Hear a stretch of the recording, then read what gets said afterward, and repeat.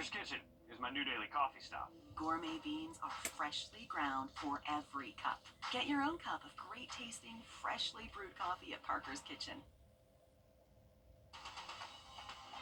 Live from Augusta, you're watching News 1226 this morning. Two of our major counties tackling the growing homeless crisis, what they're doing and how you can help. Plus, a lawsuit is brewing between Burke County Sheriff Alfonso Williams and his own county, how your taxpayer dollars could be used to fund it.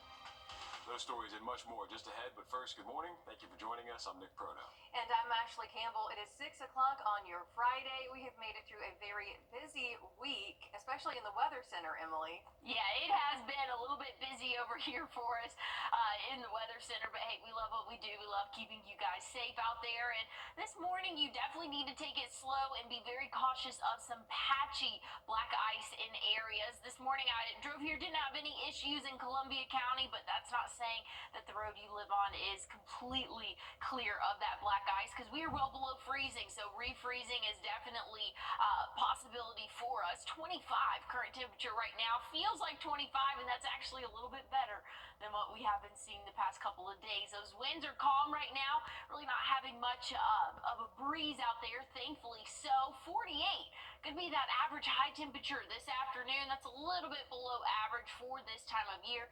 Thanks to sunny sky conditions, we'll see those 40s. The statuses of local schools are different today because of the lingering cold weather. Some are still keeping kids at home. Others plan to have a delayed start. We're going to run through them all here. This is a list of who is closed today, hoping to return on Monday, as Burke, Jefferson, Jenkins, and Warren counties in Georgia, Allendale, and Bamberg counties in South Carolina. Screven County says there's no class for students, but all staff should report to work at 9 a.m. for a work day. And these are the districts planning to stay online today and return to school Monday. Those are Richmond, Glasscock, Hancock, and Washington counties. Now, a lot of you are either on a delayed schedule or a normal one, so let's start with the late arrivals. Aiken County is going to be on a 2-hour delay. Only lunch will be served. Fox Creek High will start at 9:30 a.m. The first class of the day will be third period after 10 o'clock.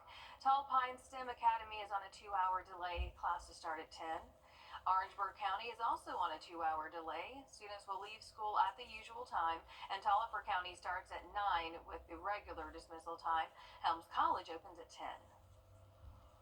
And this is who will be going back on a normal schedule this morning. Columbia, Emmanuel, Lincoln, McDuffie, Wilkes counties, Barnwell, Edgefield, McCormick counties, also Aiken Tech, Augusta University, Augusta Tech, Edmund Burke Academy, and USCA. And if you'd like to check these updates again, you can go to our website, wrdw.com. The annual point-in-time count is about to take place. This is a way for our communities to track how many people are experiencing homelessness. With this cold week we've had, it could help Richmond County see just how many people are in need. Your Taylor Martin's now from the Salvation Army Center of Hope, one place expected to take part. Taylor, what are they doing for the count? Well, Nick, for the pit count this year, they're keeping track of how many people are facing homelessness in our area. And over the years, leaders say they found homelessness is ever changing and the number is increasing. It's why the Homeless Task Force is gathering volunteers for the pit count. The count will take place over the next several days, and the overnight count is tonight. They need your help to reach everyone in the community. There will be members of our team, our homeless task force team, that will serve as leads. Everybody will have 1 to 2 law enforcement officers with their group for safety, and we will just spend the evening trying to talk to people and talk about how we can help them. Now, they do the count as a part of their partnership with the U.S. Department of Housing and Urban Development, but it's more than just a head count of who's facing homelessness in our community. It's a way to connect them with resources to help them. Okay, great way to get a good count and talk about maybe some federal funding coming to our area too. Thanks for that, Taylor. And this is how you can register and find more details on wrdw.com. You'll want to look for the story that says the count is seeking your help. Scroll down and you'll find the Augusta Homeless Task Force's flyer. There is a code there for you to scan for additional information and registration. The link to the registration form is at the bottom of the page. Aiken County is doing its annual count right now. Last year, their numbers showed a 600% increase in homelessness since 2019. It's an issue that local leaders hope gets more attention. The vice chair for the Aiken County Homeless Coalition says they see people who are homeless from that area, not out of state. We need more shelters. We need transitional housing is what we need. Some of these people, they are wanting jobs. They don't want to be sleeping in the woods, but they just don't have any help to get them there. Organizers hope that the results will bring more federal funding to address needs in the community. Groups are canvassing the county from now until Sunday. Specialized groups will also give people supplies along the way.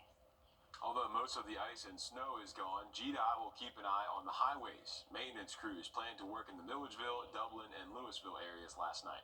Now, anything wet could still freeze if temperatures drop. So even if there's nothing on the road, that snow and the ice that's left behind on the shoulders could melt across the pavement and refreeze. So if the road looks slick, go ahead and play it safe and just assume that there's ice there. And this is where the roads are possibly still down or have problem spots. In Richmond County, Walton Way eastbound from Johns to Milledgeville roads was closed from every lane. The Calhoun Expressway is still down too. And there are icy or hazardous conditions expected at the other streets that are right there on your screen. In Aiken, we've heard that there's still possible icy patches along Jefferson Davis Highway, so do be careful during your morning commute. And that's just two of our main counties. But if you find this article on our website, here's the status of local highways and roads after snow. You can scroll down a little bit here, and this gives you a full list of all the roads that we know that are impacted. So Richmond County, we listed off a couple. Aiken County's got Jefferson Davis Highway, but look at Burke County. Quite a few roads there in Burke County: Gresham Road, Murray Hill Road, Herndon, just to name a few. And the list goes on. So if you do travel out in Burke County, make sure you're checking out this article first to make your commute a little bit easier out there. And then a few spots in Lincoln County and one in Washington County as well. So again, just go to our website here, and the article is called "Here's the Status of Local Highways and Roads After the Snow," and that'll make your commute a little bit easier today. Developing this morning, a suspicious death investigation is underway in Richmond County after a body was found in a wooded area. Deputies say a surveyor team found the body near Doctors Hospital. An autopsy has been scheduled, and we'll let you know the name of the victim once a positive ID has been made. A murder suspect still on the run more than 6 months after a 16-year-old was killed. The suspect at large is on your screen right there. That is 18-year-old Kieran Walters. He's wanted in the death of Sadiq Brown back on July 5th on Peach Orchard Road. Richmond County deputies say that Walters is known to hang around the Harrisburg neighborhood. He's considered armed and dangerous. If you have any information, call the Richmond County Sheriff's Office at the number on your screen. That's 706-821-1000. Just yesterday, this second suspect on your screen was arrested during a traffic stop, 20-year-old DeAndre Donovan. Officials say they caught him on Gordon Highway near Olive Road. Donovan and Bryant are facing murder and a gun charge. The first suspect, 19-year-old Malcolm Bryant, was arrested in August of last year in connection to the shooting. He also faces murder as well as a gun charge. And this morning, threats of a lawsuit from Burke County Sheriff Alfonso Williams over his budget. Now, this has been a years-long battle that we have It's still a hustle and bustle across Georgia as crews clean up from the historic winter storm we just had. What's left of that storm as crews enter day 4 of clearing the roadways. Well, good news is hopefully some thawing out will happen as we go throughout the day today. 48 average high temperature for us, and it's only going up from there. I'll tell you more about it after the break. Water in your First Alert Radar, powered by Jim Hudson Automotive Group. Well, it is cold all across the nation this morning, and we are no different here in Augusta. 25 current temperature right now. Good news is it feels like 25. That has not been the story the past couple of days. We've been several degrees below the actual temperature. temperature for that feels like temperature for us. So thankfully, we're feeling like 25 right now, if you can believe it. But hey, look, they're a lot colder up to our North Chicago, Indianapolis, in the single digits for them there. But like I said, we're feeling like 25. Things are warming up a little bit across the southeast for us. So a little bit more comfortable day as we go throughout the rest of our morning. That cloud cover is going to start to clear out. We'll see spotty cloud cover as we go throughout our afternoon, but overall it's going to help us warm up into those upper 40s by the time we hit our afternoon high. Going to feel a few degrees cooler than what the actual high temperature is. And then the same story for your morning tomorrow. I think we're going to be a little bit colder than what this map is showing here, but just know another very cold start to your day for your Saturday. Good news is by the afternoon, we're going to feel like that 50-degree mark, and we'll actually see highs in the 50s as well. Sunday morning, another very cold start. This is actually going to be our last morning below freezing, at least for the next week or so. So that's some good news there. If you're tired of those cold mornings, thankfully that's coming to an end. This afternoon, 48, that average high temperature, well below the normal though. We're normally sitting right around that 60-degree mark this time of year. But hey, check out next week. We'll be a little bit closer to average. We'll actually be a little bit warmer than what we typically see for this time of year. Again, this is for the next week. So this is going to be January 30th through February 3rd. But even in the next couple of days, I think we're going to see that warming trend, and things are going to be a lot more comfortable for us. Here's what that looks like. Average temperatures by the time we get to Tuesday, 62, 65 for your Wednesday, Thursday, sitting at that 60-degree mark. But check out the overnight lows. We'll be well above freezing starting as early as Monday morning. We are tracking some showers though, so that's something we'll keep an eye on. But other than that, things are looking good for the next 7 days. All right, thanks, Emily. Crews are still stretched to their limits this morning as parts of Georgia are still covered in snow and ice. State House reporter Abby Gasoris explains how much of the state is still experiencing frozen and hazardous conditions. Many hills, bridges, and overpasses remain dangerous across our state. Transportation officials say without warmer, sunnier weather, ice remains a problem.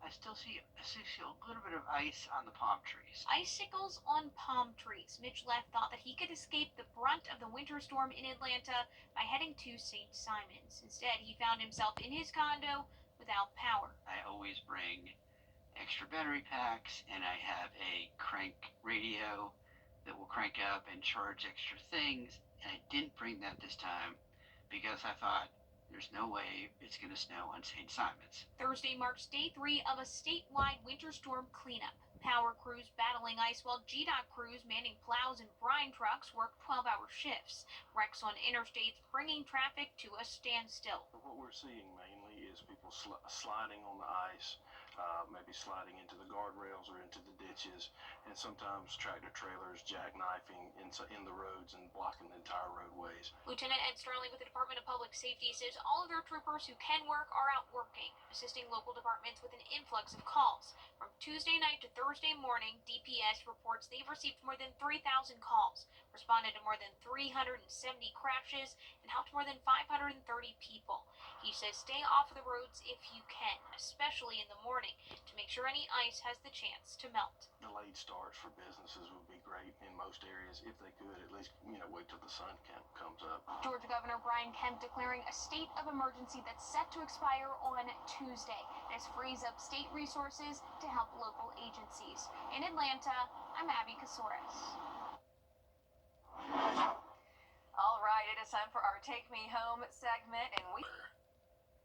Introducing the First Alert Radar Network. With up to 10 times the resolution of other local radars and technology that can pinpoint right down to your street. First just got faster. Live from Augusta, we're watching News 1226 this morning. A desperate search to fill the EMA director position in Augusta is underway. Why it's needed more than ever before. And a bill to protect citizens from illegal immigrants who commit crimes is just one important signature away from being signed into law. We've got that and more ahead, but first, good morning. Thanks for joining us. I'm Nick Proda. And I'm Ashley Campbell. It is 6:30 on your Friday. Almost time for the weekend. How's it shaping up, Emily?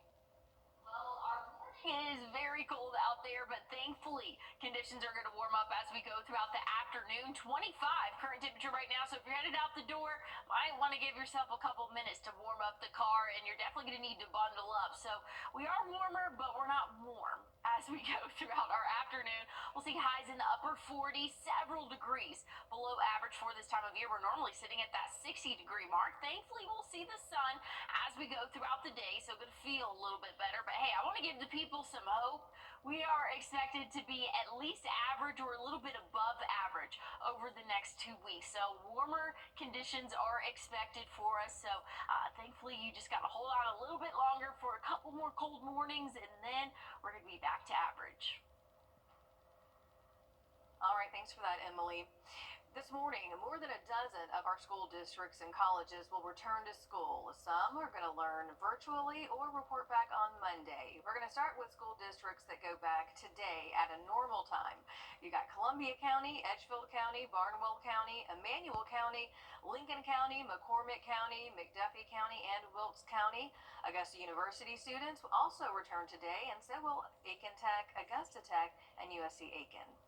And these are the schools that will be on a delay this morning. Aiken County will be on a 2-hour delay. So will Orangeburg County and Tall Pines STEM Academy. Tolliver County is on a 1-hour delay. Fox Creek High School will open at 9:30 with the first class beginning at 10:10. Helms College will open at 10. And here's a list of schools that will learn virtually: Richmond County, Glasscock County, Hancock County, and Washington County. These schools will return on Monday, so you get today off. Allendale County, Bamberg County, Burke County, Jefferson County, Jenkins County, Warren County, and Screven County students. However, Screven County staff needs to return this morning at 9 o'clock. Before you head out the door this morning, we do have some road closures and conditions you should be mindful of.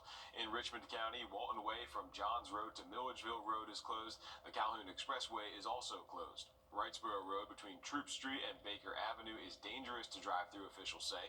So is Joy Road to Boy Scout Road.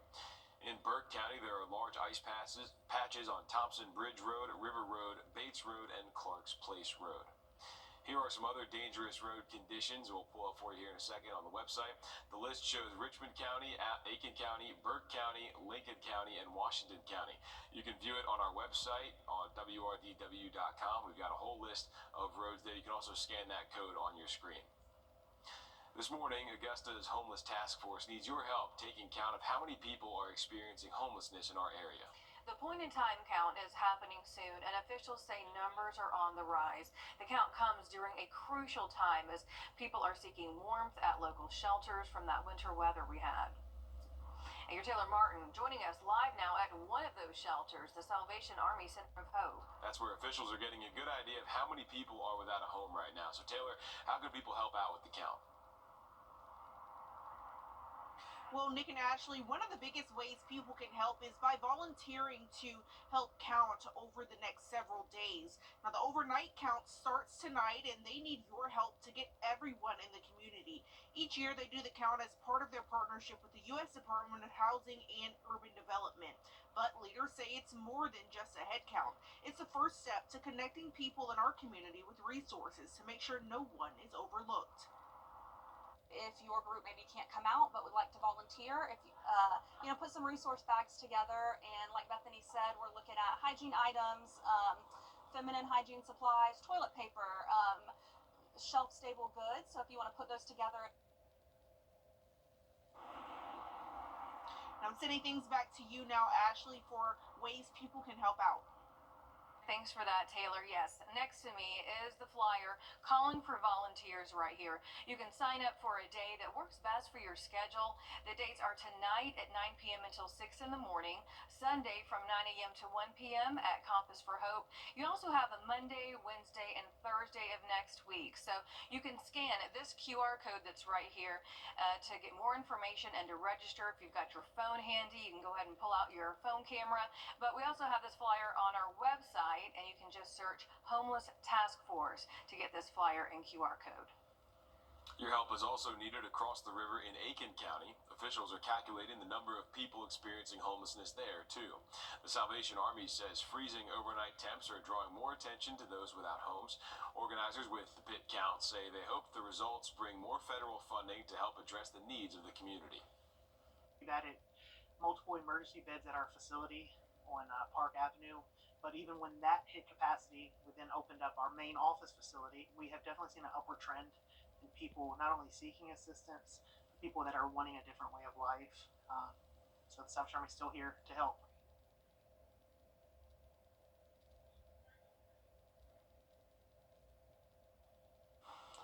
Organizers are canvassing the county until Sunday to give people supplies and add to the count at night. They say they're in need of donations and are accepting them until Saturday at the Salvation Army of Aiken. And as the point in time continues, we're going to send it to Nick. Yeah, Augusta warming centers are open for those without a home or who just need somewhere to go.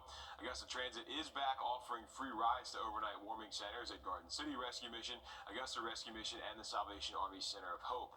Daytime warming centers are open at the Henry Brigham Center in May Park. We have all that listed on our website, wrdw.com. Now, happening now, Augusta City leaders are working to hire a full-time emergency management agency director. This comes during a time when officials say the position is needed the most. Within the past few months, we've experienced 3 big weather events, the hurricane, and then 2 back-to-back winter storms.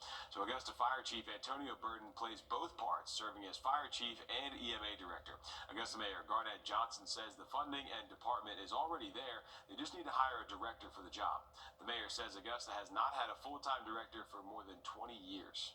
Look at a city of our size, and certainly, and I've said it before, it warrants having a full-time dedicated EMA director that makes sure that we're on the cutting edge of technology for preparedness, for disseminating information to all of our community partners.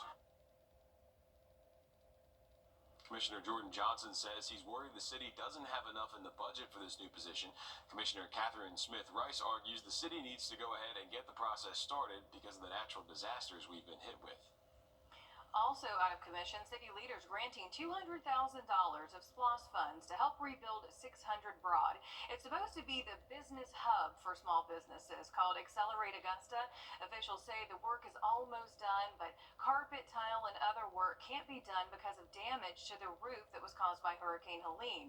They say that the roof work is going to cost $375,000, of which $175,000 is available. So commission is going to help cover the remaining costs. This morning, a bill named for the AU student murdered on UGA's campus by... This morning, officials are urging you to keep an eye out for an armed and dangerous suspect in Wagner who's on the run. That's 60-year-old James Cochran on your screen right now. No word yet what he's wanted for. We're still looking into that. All we know is there are warrants out for his arrest. Officials say do not approach him. Just call the Wagner Police Department or Aiken County Sheriff's Office if you see him. And the search is underway for this missing Richmond County teen. The sheriff's office says 15-year-old Tristan Gibb was last seen on Watkins Street January the 4th.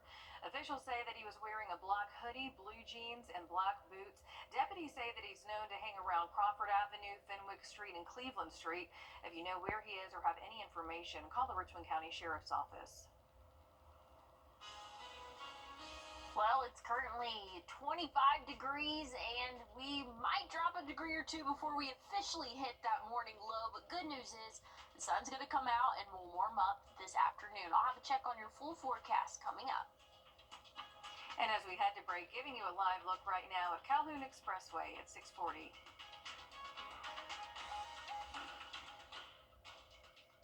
Are you tired?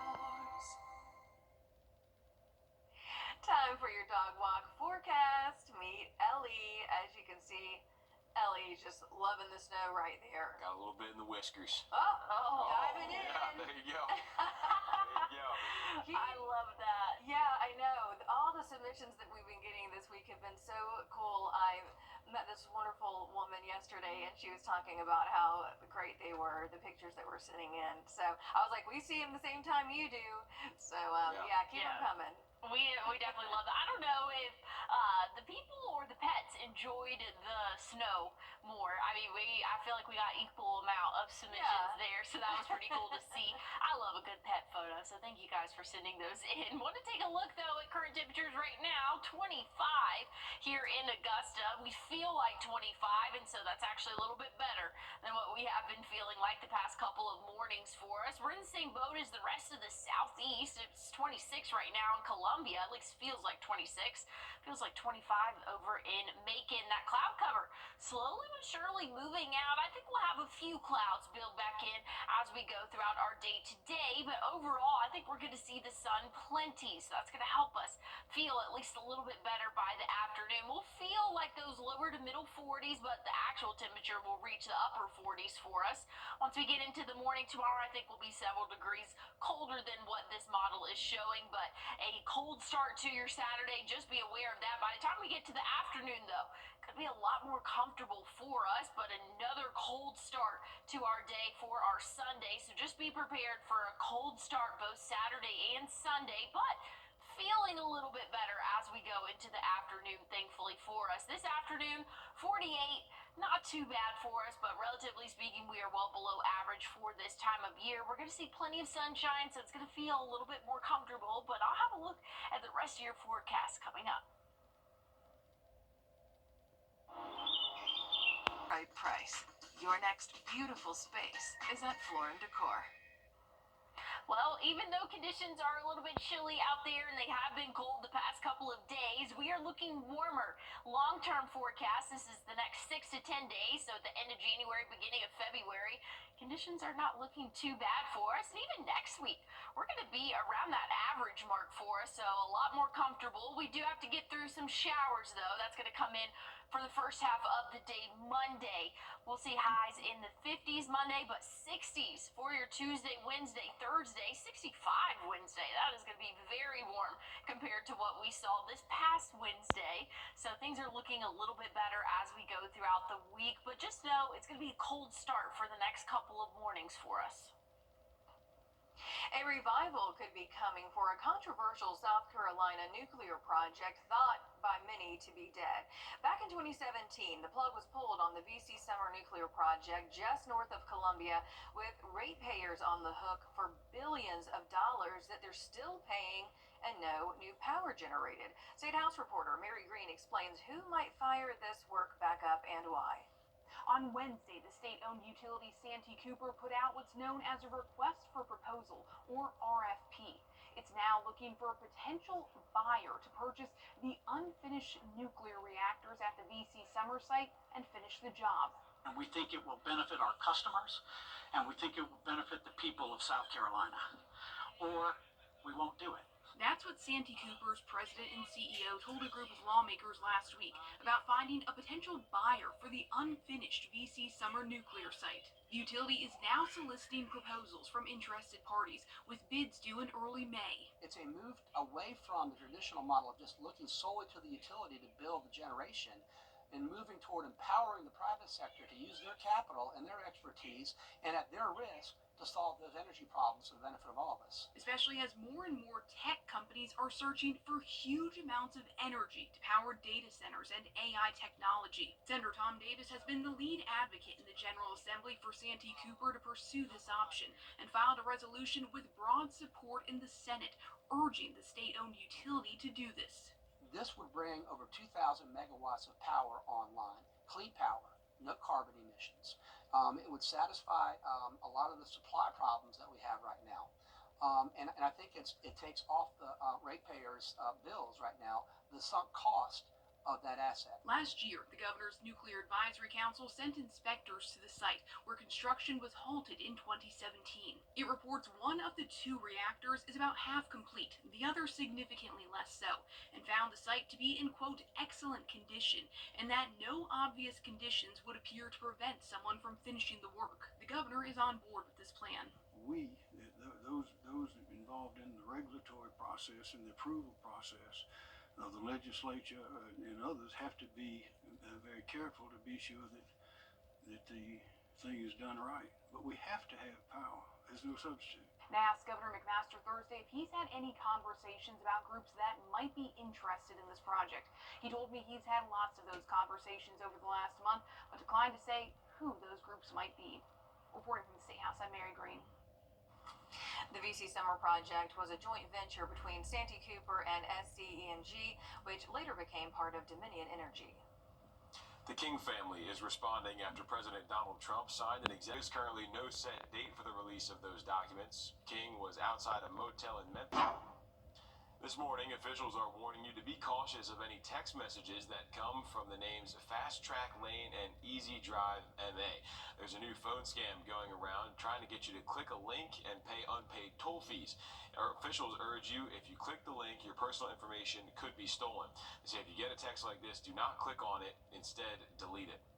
They just keep coming up with different stuff. In Saluda County, deputies warning of another scam. Officials say unknown callers are calling people stating that they didn't show up for jury duty. We've heard that one before. And they have a bench warrant out for their arrest. The callers are trying to get your money, and officials are urging you, once again, do not give them any information or money. Be sure to spread the word. Taking a break right now, giving you a live look outside at Beach Island at 6:51. Okay, coming right up on CBS.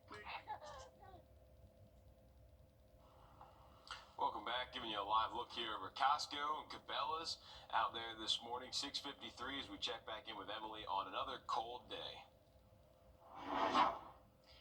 Before that, we're going to take a look at your top stories this morning. More than a dozen of our school districts and colleges will return to school. Some will still learn virtually or report back on Monday. Let's go ahead and start with some schools that are going back today at the normal time. You have Columbia County, Edgefield County, Lincoln County, McCormick County. Augusta University students will also return today, and so will Aiken Tech, Augusta Tech, and USC-Aiken. And these are the schools that will be on a delay this morning. Aiken County, Orangeburg County, and Tall Pines STEM Academy all on a 2-hour delay. Tolliver County will have a 1-hour delay. And here's a list of schools that will learn virtually. You've got Richmond County, Glasscock County, Hancock County, and Washington County. And these schools will return on Mondays. You get an extra day today. Allendale County, Bamberg County, Burke County, Jefferson County, Jenkins County, Warren County, and Screven County students. Screven County staff will have to return this morning at 9 a.m. And we've got some road closures you need to be mindful of in Richmond County. Walton Way from Johns Road to Milledgeville Road is closed. The Calhoun Expressway is also closed. Here are some other dangerous road conditions. The list shows Richmond County, Aiken County, Burke County, Lincoln County, and Washington County. You can view it on our website by scanning the code there on the screen. You can also look up road closures on WRDW.com. This morning, Augusta's Homeless Task Force and Aiken County need your help taking count of how many people are experiencing homelessness in our area. The point-in-time count is happening soon, and officials say numbers are on the rise. The paid count comes during a crucial time as people seek cover at local shelters from this winter weather. Augusta city officials say 100 volunteers are needed for the overnight count tonight. And Aiken County needs you to help them canvass the county and pass out supply bags until Sunday and add to the pit count at night there. Organizers say that you can drop donations like food, clothing, hygiene products off at the Salvation Army of Aiken. To find out how you can help both counties, search Point in Time Count on our website. Well, happening tomorrow is the Augusta Symphony Gala. It's from 7:30 p.m. to 10 p.m. at the Miller Theater. This is a black tie event. Going to be a fancy event out there this weekend, and conditions are looking a little bit on the chillier side, but hey, nowhere near as cold as what we have been the past couple of days. Looking at this morning, though, current temperatures in the middle 20s, 25 right now in Augusta. So give yourself a couple extra minutes to warm up the car this morning because it is a very cold start to your morning. Good news is a little bit warmer than what we saw yesterday. Yesterday's official low was 16 here at Bush Field. So thankfully we are about 10 degrees above that now. So things are looking a little bit bit better for your Friday. If you want to take your furry friend out on a walk, probably need to wait a couple more hours till we get above freezing. At 10 a.m., we'll see those temperatures rise again above that freezing mark. We'll see plenty of sunshine throughout the afternoon.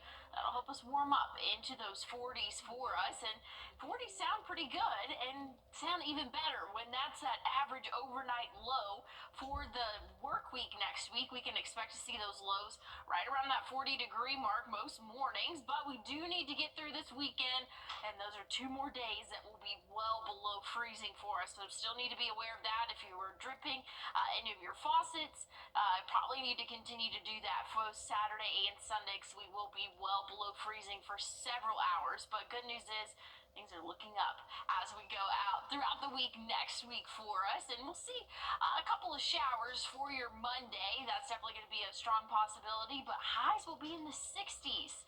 Hey, stick with us. We have more news coming up at noon. Ivan Temp, brought to you by your First Alert weather team. Join us right here on